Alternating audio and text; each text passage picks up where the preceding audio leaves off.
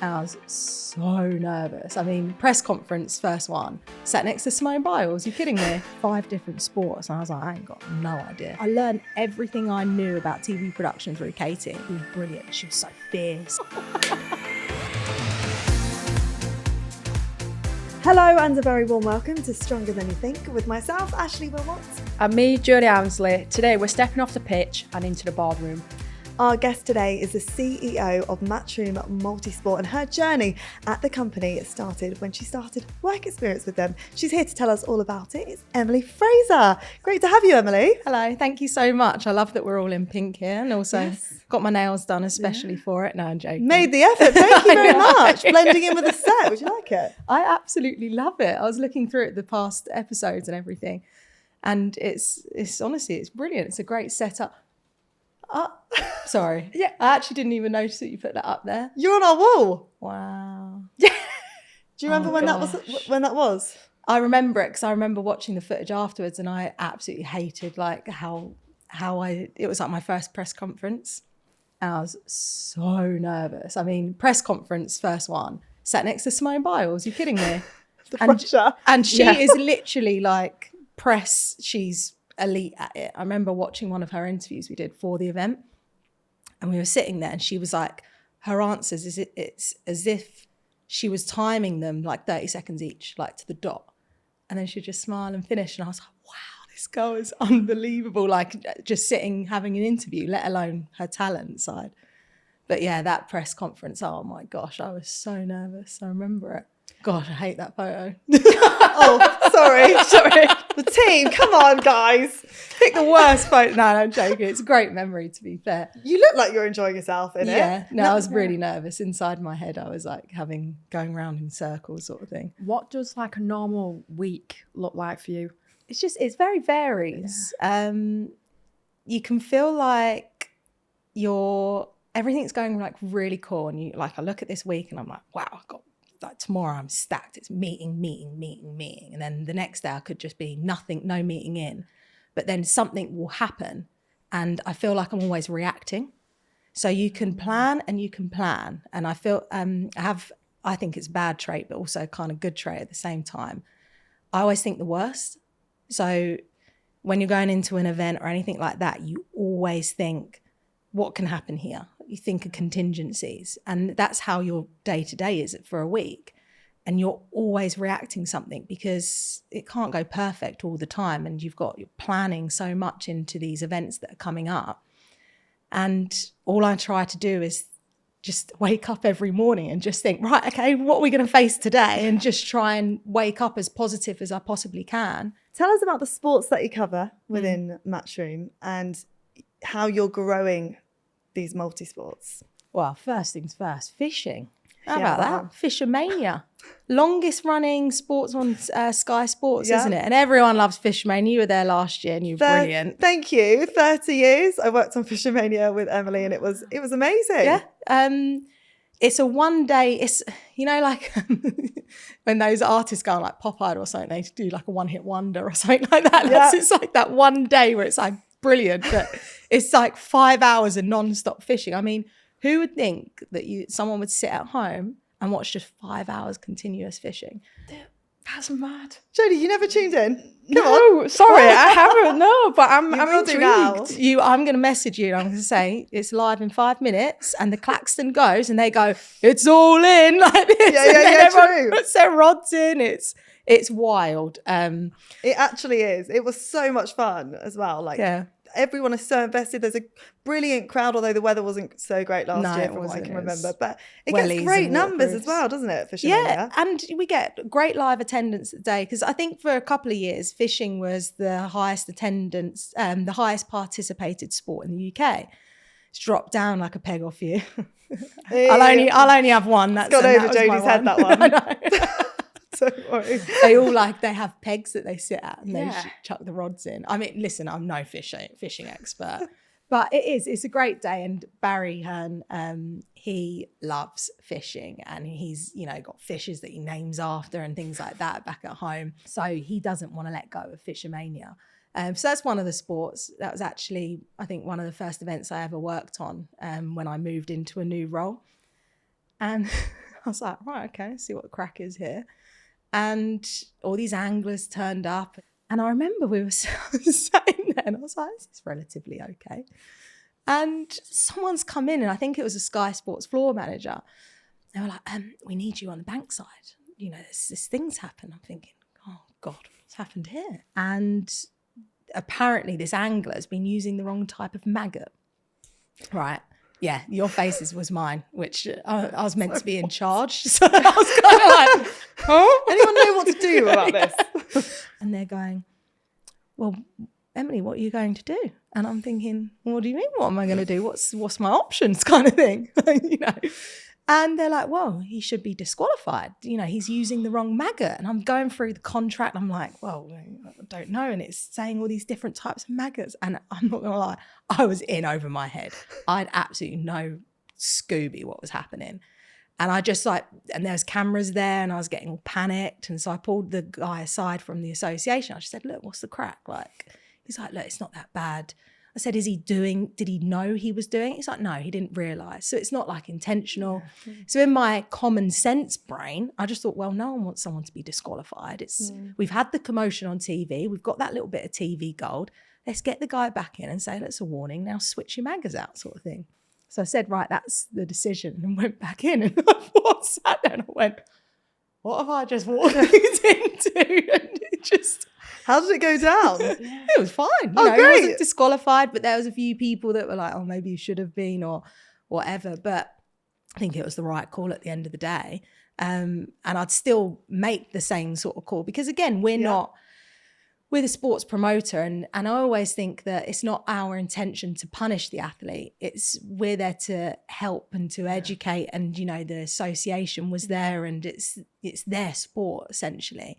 But that was really interesting. So that was me diving straight into Matchroom Multi Sport, which was, special events at the time. You wouldn't expect to have to deal with a situation like that, especially about maggots. Like, what did you do today, Emily? And it's like, well, you never guess what. Actually, you can see it because it's live on Sky Sports. There's a lot of pressure that comes with that, especially when you're in a live environment. You're having to make these huge calls in sports where you're quite new to it as well. Yeah, definitely. And, you know, obviously the World Nine Ball Tour is my little baby. I don't have kids, but if I do, it is, you know, everyone's got a dog or something like that. The World Nine Ball Tour is my little baby, and I, you know, nurture it and I protect it.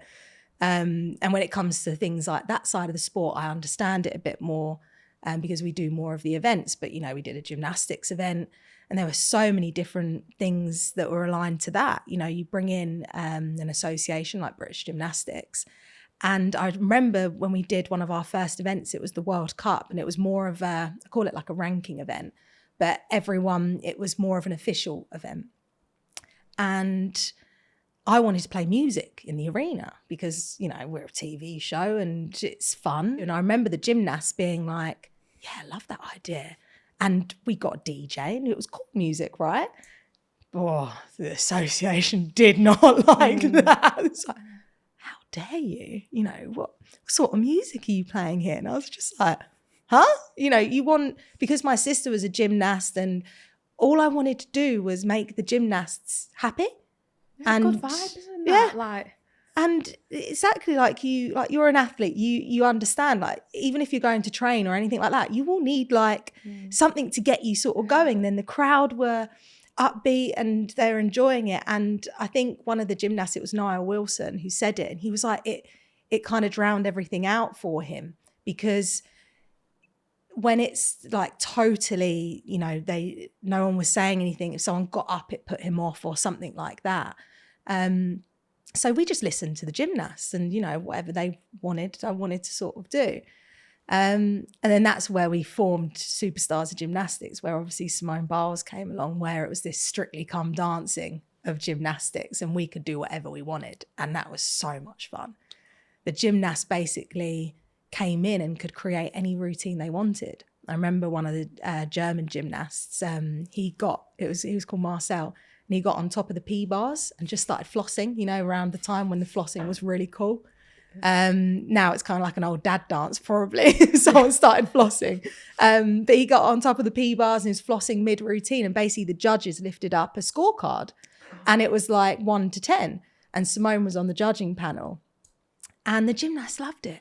And I remember this like pit, and they were all like in the bottom because all the podiums were all elevated.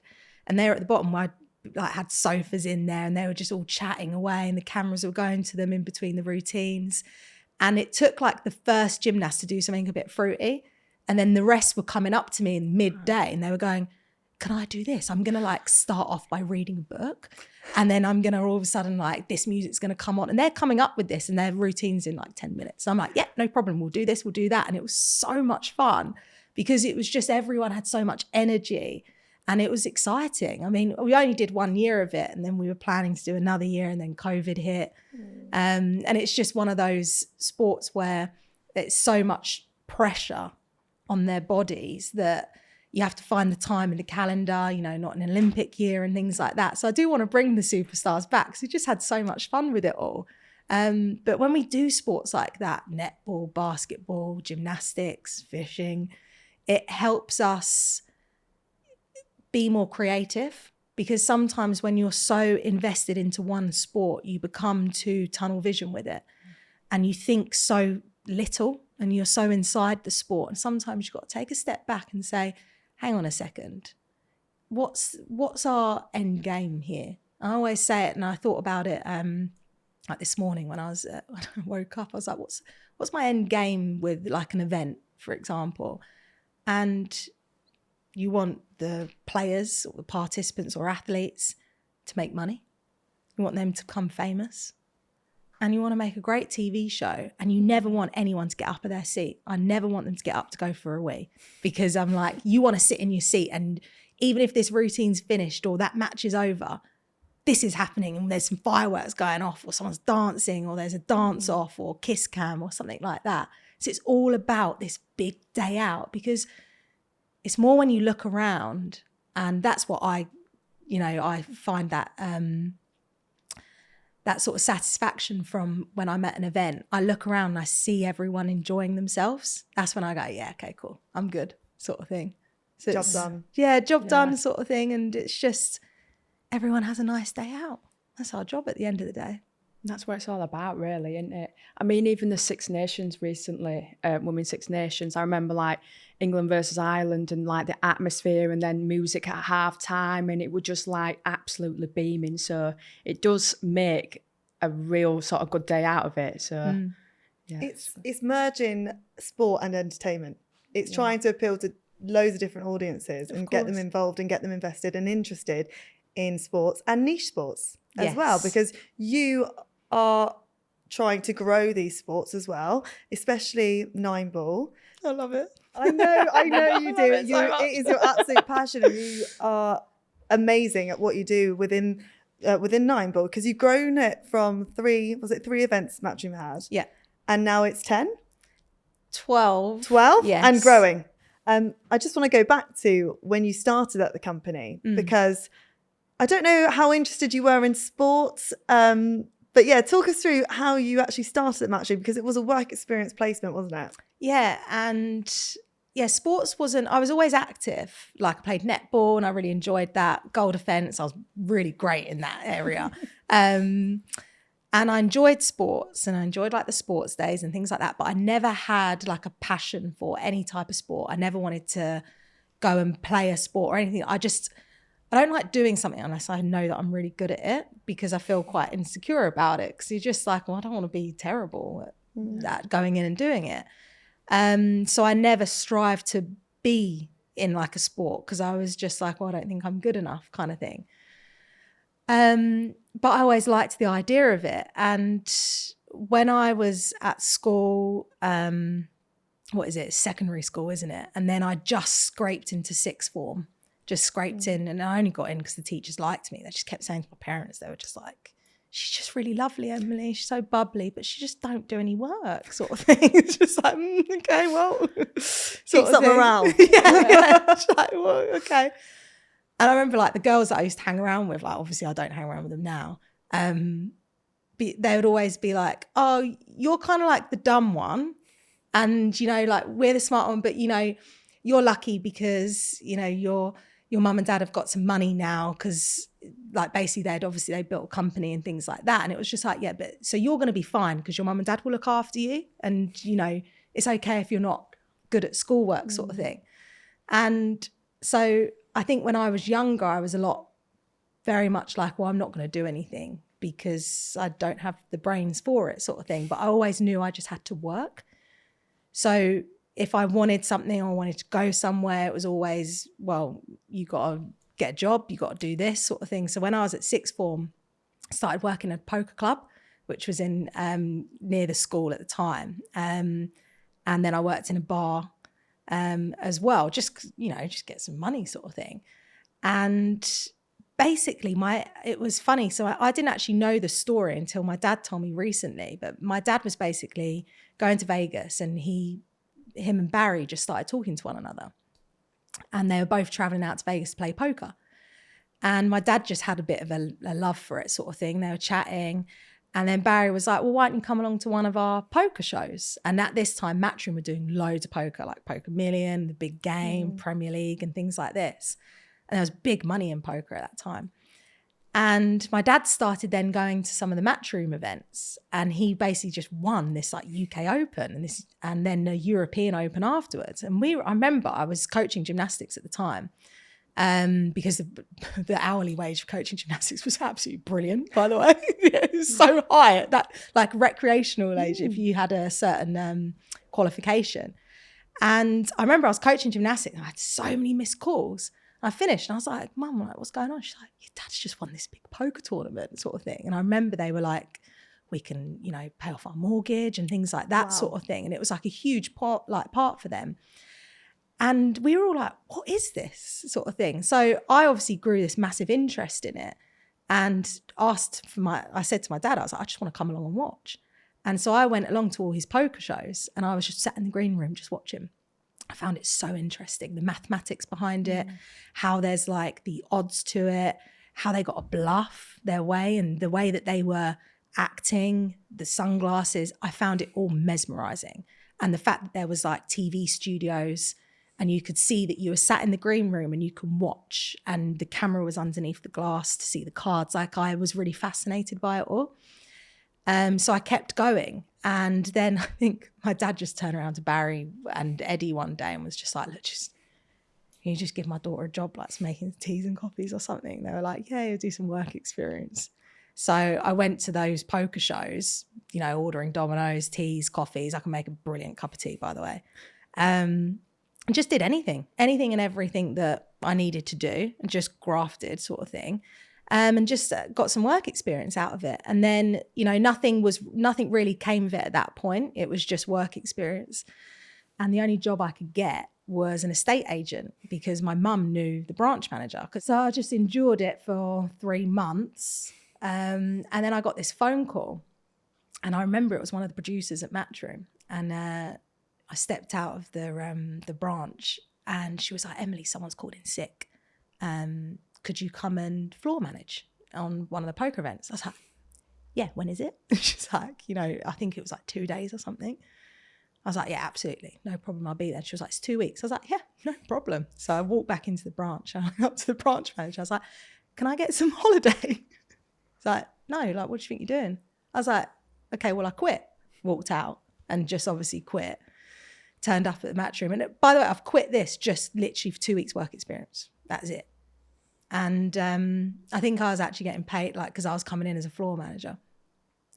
And it was the Women's World Open. And there was like the Women's UK Open, the Women's World, and it was the 2 events. And I remember Eddie come up to me and he said, oh, I'll talk to you for a moment. He said, Katie, which is Barry's daughter, she heads up the TV department. He was like, she's been looking for someone and, like a right hand sort of thing. It's not glamorous, booking staff and basically just doing anything. But we never asked you before. She lives so far away. I was like, I don't care. I was like, I'll drive an hour and a half every day, to the office. I'll be there. And so I accepted a job immediately. I remember I was at the office 7:30 in the morning and Frank Smith, who's, runs the boxing now. I remember I turned up, I parked my car so stupidly as well. And he's like, Frazer, you're not meant to park like that. This is how you park sort of thing. I was just so eager to be there. And And it kind of just started from there. And I basically just did whatever was necessary. But I remember being on the TV side, and there were, like, I was doing like some interviews up in the edit suites, like editing the programs with obviously one of the editors and stuff like that, and then going to some of the events. And it was, I learned everything I knew about TV production through Katie, and she was brilliant. She was so fierce and I loved it. And she would just get her way through, and she knew like how to budget, and I learned so much from her. She was a great director.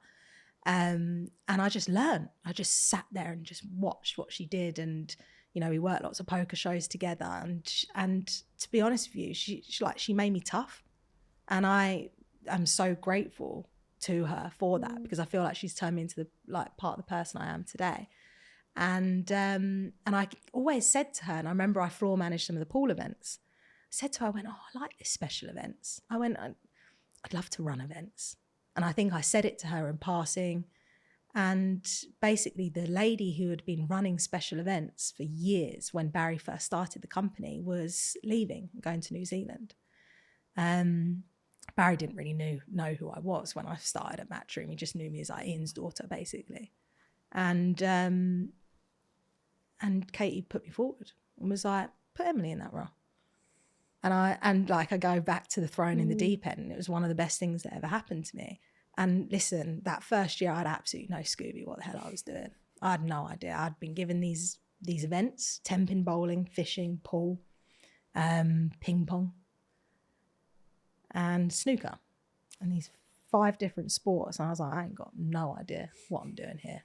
And I just was kind of like playing around and just seeing what these sports were like. And then that's when the pool started kicking in, and I was like, hang on a second, what's this special events? And then we changed into Matchroom Multi Sport, formed a company, made it all very professional. I didn't like that it seemed like it was unprofessional. Like the players were getting into events because it was like who they were friends with. Like imagine being picked for a team because you're friends with that coach. It's unfair, right? You'd be fuming. Yeah. Whereas you should get in off order of merit if you're playing well. I know it's a bit different ranking, and like rugby's not one of the sports that I know too much about, and I want to know more about it. But it's like with rankings, it's if you're playing well, you qualify, and then you earn your right into these events. And that's what was getting on my nerves. That wasn't happening because we only had 3 events. And there was no structure in pool. Everyone was all over the place. People were turning up to play in jeans and hats on and stuff like that. And you're looking at a sport, you go, no, there should be, you know, a dress code and everyone should be professional. Not trying to make it into snooker, but define it as more of a sport. People wouldn't give pool the credit that it deserves. So it's like, right, bring some more events in. Let's create more events. The US Open, we acquired the World Championship, and then all of a sudden these open events started becoming a little pattern. And we see new territories where we're strong in. We see Hanoi in Vietnam. And you go, cool, all right, let's have a little taste over there. Let's see what 3,000 fans, bang, first event. You're like, okay, something's happening here with this sport. And don't get me wrong, I'm making it sound probably like it's a lot easier than what it was. There's like a lot of work that goes into it, but there's structure to it now. And then I fell in love with the sport, really. It is amazing, the work that you do behind the scenes. I feel like there is so much that goes into your role.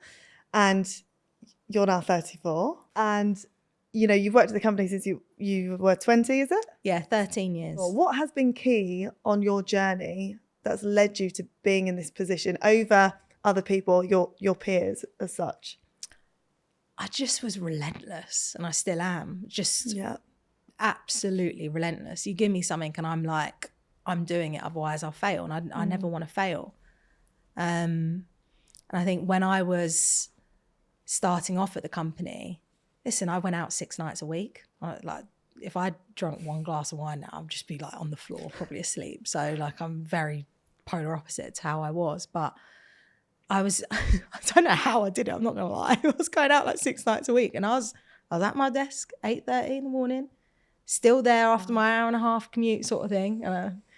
I just liked working. And I think when I saw my parents, they had these jobs. Like my dad was a painter and decorator with his dad. Him and my mum basically built this company together. And I saw how they grew with how their company grew. And it was like these rewards. And they like made a difference to their life. And that's what I saw. And I always knew that I just got to work really hard and then I can enjoy life. That was kind of like how I saw it. But also always like said to my dad, oh, I just want to run a company. I always just wanted that, because I think probably back then it's just because I didn't want to do anything someone told me to do. I just wanted to make my own rules up, sort of thing. Obviously now it's very different, but you just get this obsession with being so relentless at everything. And that is one thing that I think that I have going for me, is that I don't give up. I won't. I will literally bleed me dry. I will put everything into something if I, even if I don't love it, because at the end of the day, I don't want to fail and I want to make a difference. Like, I do genuinely look at some of our events and I get like so frustrated that the players aren't famous yet, or there's not enough women playing in the open events, because obviously the great thing about nine ball is that it's inclusive. Everyone can play. And I sit there and when I watch like Pia Filler, who competes on our tour, she's one of our pros, when I see her play, obviously I sit there and I'm like this, I'm respectful. In my head, I'm doing my little dancing. And in my mind, I'm sat there going, come on, yes, go on. And then I'm going, no, make that shot, come on, cool, sort of thing.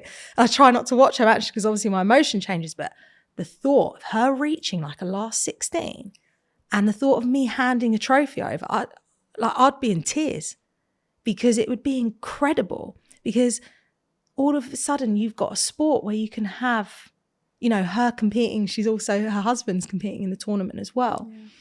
And to be able to do something in my life where I can make a difference, that really, that gives me that satisfaction. And that's what I kind of get up for. And I sit there and I go, and I also like knowing that I'm responsible for the good and the bad. So if things aren't going right, I know that that's my fault. Or if something works, I'm like, yeah, I had something to do with that. My team, we all come together and we did that. And we achieved and we built this tour. Like, when would you think you're going to just build a tour out of nowhere, out of such a niche sport? And the fact that some of the people in like the team as well, Phoebe's, she's been working with me for, I think she come on board in COVID. She was working as a nanny before, no event experience, I think, and she had a side job in Nando's. She's now a brilliant event manager. And that gives me gratification. And I see like someone like Jess, she's also, I've known her for years through the poker stage as well. And I always looked at her and she was always like really professional. Like, I always thought she was more professional than me and smarter than me. She always seemed really smart. And she's now, I'm fortunate to have her with us now. And she's got 2 kids. Amazing. I mean, I look at my older sister, she's got 2 kids. And I think, give me 2 weeks to organise an event in China and I'll take that over you doing bedtime. That's how tough I see that sort of thing. I have my niece and nephew. I'm exhausted. I'll do a 20-hour day on an open event. I love my niece and nephew, don't get me wrong, I love them. That's another side of it. Poor. I couldn't even imagine doing that right now. But I want to get myself to that point where I want to have kids, but I want to be set and ready so I can. And then to know that we're building this team and I've got these strong-ass girls with me as well, like that's brilliant, I think. And to be able to make that kind of difference, that makes me really happy.